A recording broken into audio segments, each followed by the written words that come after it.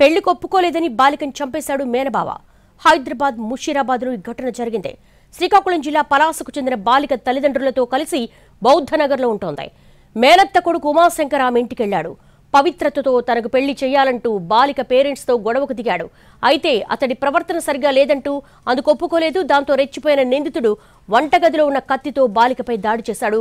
పొట్ట, మెడ, ఛాతీ భాగంలో ఇష్టానుసారంగా పొడి చేశాడు. తీవ్ర గాయాలతో బాలిక అక్కడికక్కడే కుప్పకూలింది. ఆసుపత్రికి తరలించేలోపే స్పాట్లోనే ప్రాణాలు కోల్పోయింది. నిందితుడు ఉమాశంకర్ పరారీలో ఉండడంతో అతడి కోసం గాలిస్తున్నారు పోలీసులు.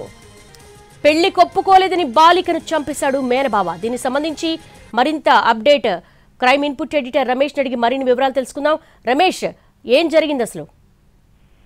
ముషీరాబాద్ లోని బౌద్ధ నగర్ లో దారుణం చోటు చేసుకుంది. 17 ఏళ్ల బాలిక అనే పవిత్రాన్ని అతి కిరాతకంగా మేనబావ అయిన ఉమాశంకర్ కిరాతకంగా చంపేయడం జరిగింది.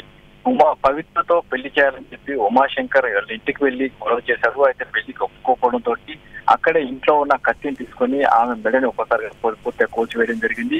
అక్కడ నుంచి ఆ బాలిక కింద పడిన వెంటనే ఆ ఒంటి పైన కూడా పూర్తిగా పొలంతోటి ఆమె అక్కడికి చనిపోవడం జరిగింది. ఆ తర్వాత అక్కడి నుంచి ఉమాశంకర్ పారిపోవడం జరిగింది. అయితే ఆ బాలికని ఆసుపత్రికి తీసుకువెళ్లామన్నప్పుడు చనిపోయి ఉండడంతో వెంటనే పోలీసులు సమాచారం ఇచ్చారు. పోలీసులు అక్కడ చేరుకున్నారు. ప్రస్తుతానికి ఉమాశంకర్ కోసం గాలింపు చర్యలు చేస్తున్నారు. అయితే ఆంధ్రప్రదేశ్ శ్రీకాకుళం జిల్లా పలాస చెందిన వీళ్ళు కొంతకాలం నుంచి కూడా బౌద్ధనగర్ లో ఉంటున్నారు, కార్మికులుగా పనిచేస్తున్నారు.